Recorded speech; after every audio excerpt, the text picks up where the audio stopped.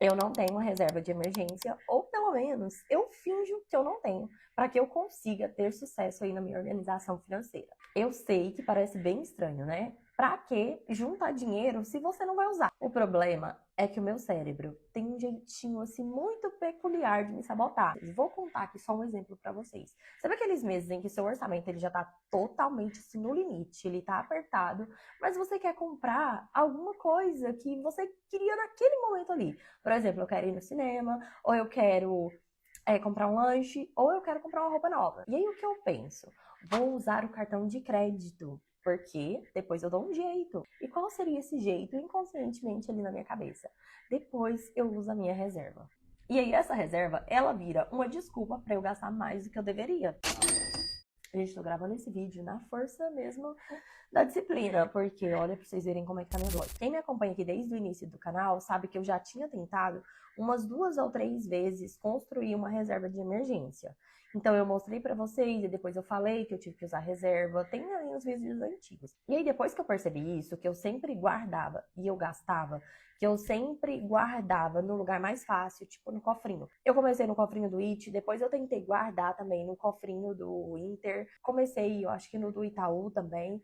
E aí, eu percebi que isso não fazia muito sentido pra mim, porque eu tava vendo ali que era uma forma muito fácil de eu retirar o dinheiro, porque era muito rápido pra você pegar. Então, qualquer emergência que tinha, eu recorria àquele dinheiro que tava ali guardado. E aí, tem alguns meses que eu comecei a construir essa reserva num lugar que é um pouco mais difícil de retirar, lá no Tesouro Direto, porque demora um pouquinho mais para você conseguir tirar esse dinheiro. Então isso me ajuda a manter o controle e aí eu não caio nas minhas próprias armadilhas que acabam ali atrapalhando a minha organização. Então, como muitas de vocês aqui sabem, eu não tenho um trabalho que eu ganho mais de um salário.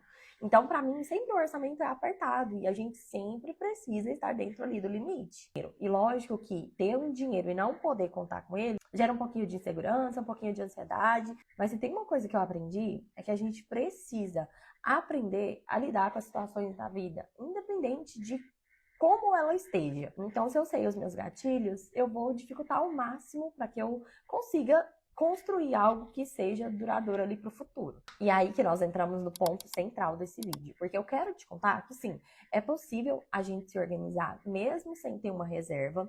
E quando eu comecei a me organizar, eu de fato não tinha nenhum real guardado. E aí eu quero te contar algumas lições que eu aprendi no meio do caminho, essa busca incessante de sair das dívidas até de fato conseguir juntar algum dinheiro, que fizeram total diferença na construção da minha reserva. E se você acha que é só quem tem muito dinheiro que consegue se organizar, a lição 3, ela vai te surpreender. Primeira lição e a mais importante de todas, eu comecei a fazer orçamento mensal. Então, todos os meses eu tiro um tempinho que eu vou analisar quanto dinheiro eu tenho e como eu posso distribuir esse dinheiro da melhor forma. Então, isso faz total diferença porque te dá mais clareza do que você tem e do que você pode gastar.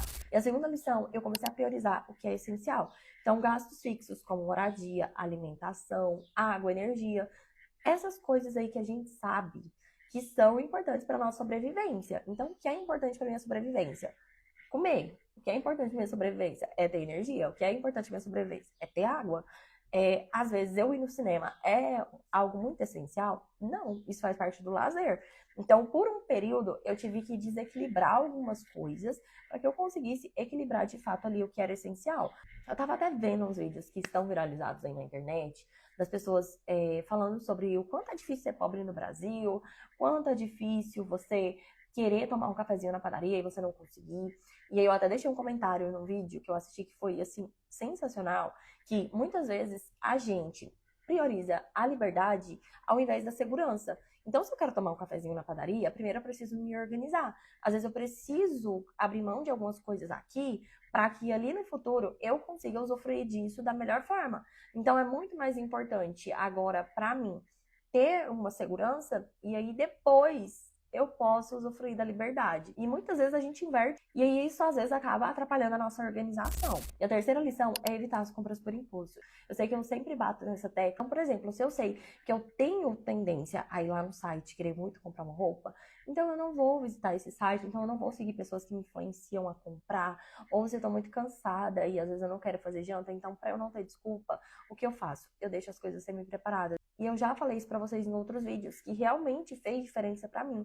Então, são coisas que a gente precisa dificultar para que a gente consiga realmente encontrar ali o nosso objetivo. Então, as compras por impulso geralmente vêm por alguma necessidade, por alguma emoção que a gente está sentindo ali naquele momento. E o quarto e último é que eu comecei a criar pequenos hábitos ali que fazem diferença para mim. Parei de consumir coisas que não me agregavam e comecei a substituir por coisas que me agregam. Então, por exemplo, eu passei a assistir mais podcasts porque isso me motiva. Eu comecei a consumir conteúdo que realmente me faz ter uma visão de mundo diferente. E eu confesso para vocês que eu já me questionei várias vezes se esse esforço realmente vale a pena, se eu tenho um dinheiro ali que eu posso usufruir. E é claro que isso é individual de cada pessoa, mas se eu posso te dar um conselho e você quer começar a construir sua reserva de emergência, aqui vão 7 passos essenciais para você começar. Faça um orçamento simples de tudo que entra, de tudo que sai. Priorize os gastos que realmente são essenciais para a sua sobrevivência. Corte os gastos desnecessários, que são as comprinhas, que são o iFood, que são as coisas que você vai ter que abrir mão por um certo período para que você realmente consiga se organizar. Comece a poupar, mesmo que seja com pouco. Aí sim, você vai dar o pontapé inicial para a construção da sua reserva. Busque uma renda alternativa. Veja o que você é bom, o que você é bom de fazer, o que você pode ofertar para as outras pessoas, que solução você pode oferecer para outras pessoas. Porque você fazer uma renda alternativa é isso, é você ver o que você é bom, o que você soluciona para outras pessoas e você entregar. Em troca disso, você receber dinheiro. Use ferramentas para controlar os seus gastos. A ferramenta que eu uso, vocês sabem, ela é muito simples, é a minha planilha, que ela fica aqui embaixo na descrição, e é super intuitiva. Cuide da sua mentalidade e sempre, sempre, sempre valorize os pequenos progressos. E é isso, o importante é você criar um sistema que funcione para você do seu jeito, no seu tempo, porque às vezes a gente tem aquela pressão de querer tudo organizado, ter uma reserva super gordinha, né? Porque a gente quer que as coisas se estabeleçam muito rápido, mas a real é que tudo é no seu tempo. Comece com o pouco que você tem, porque a partir daí você vai treinando o seu cérebro. Agora eu quero saber de você, qual a maior dificuldade que você tem em relação ao seu dinheiro? Me conta aqui nos comentários, vamos trocar uma ideia. Eu espero muito que vocês tenham gostado desse vídeo. Se você gostou, se inscreve no canal, deixa o seu gostei e a gente se vê no próximo vídeo.